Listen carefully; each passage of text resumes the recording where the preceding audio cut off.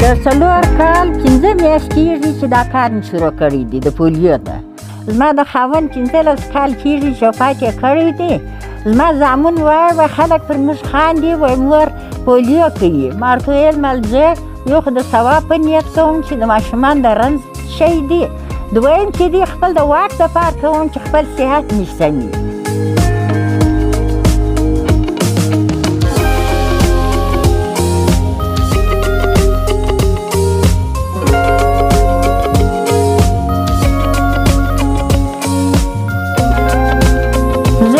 چې ځم جیبونه د خوږو ډک کړم، بس چینیان چې په ندۍ کې لا هم رازغېري وه هغه د دادا راله دادا راله، بس خوږه وخورې بس قرار خپل پولیو ورله ورکړم، ګوته ور توره کړم، برته خبرې بازۍ له ولاړ شي.